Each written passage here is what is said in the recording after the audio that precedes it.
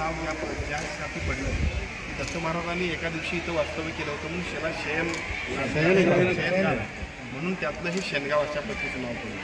म्हणजे खूप मोठा वारसा, खूप पाठीमागच्या आध्यात्मिक असे संदर्भ असणार आहे. आपलंही तीर्थक्षेत्र आहे, आपलंही मंदिर आहे. त्यामुळे साहजिकच आज शेनगावकर आणि संपूर्ण भाविकांच्या मनामध्ये एक प्रचंड उत्साह आजच्या कार्यक्रमाच्या निमित्तानं दिसतो.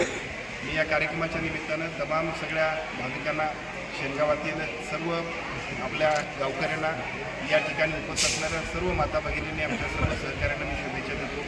खरं तर आजच्या कार्यक्रमाच्या निमित्तानं अनेक वर्षांपासून या मंदिराचा जीर्णोद्धार व्हावा आणि जीर्णोद्धारच नाही तर या परिसराचा विकास व्हावा म्हणून आपण सगळे प्रयत्न करत आहे. आणि या सगळ्या प्रयत्नाला खूप चांगल्या पद्धतीने आपल्या सगळ्यांच्या सहकार्याने जे यश आलं त्याची शुभारंभ आज आपण करतो. मी स्वतःला भाग्यवान समजतो, कारण पूर्वीपासून लहान असल्यापासून शेनगावचं मंदिर आणि शेनगावातला उत्सव हे आपल्या सगळ्यांनाच एक वेगळ्या पद्धतीचं आकर्षण आहे. अशा एका कार्यक्रमाला आमदार झाल्यामुळं असेल, मंत्री झाल्यामुळं असेल, आपण सगळ्यांनी मला सुद्धा मान दिला, त्याबद्दल मी तमाम सगळ्या शेनगावकरांचा आभार मानतो.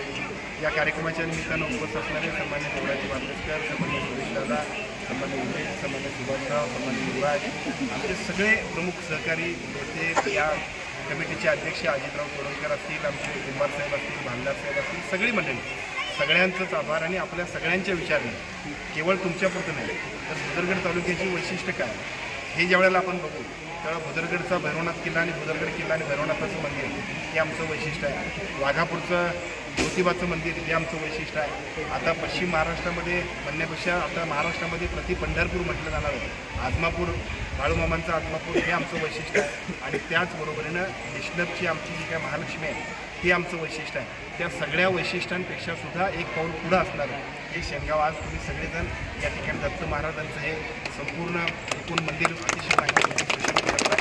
या मंदिराच्या सुशोभीकरणासाठी आपण सगळ्यांनी ज्या पद्धतीचे निर्णय घेतले ते सगळे निर्णय, आणि त्याबरोबर मला सुद्धा जेवढं सहकार्य करता येईल तेवढं करण्यासाठी मी मुंबई महाराष्ट्रात एवढंच तमाम सगळ्या गावकऱ्यांना सगळ्यांचा आभार मानतो. सगळ्यांना शुभेच्छा देतो. थांबतो.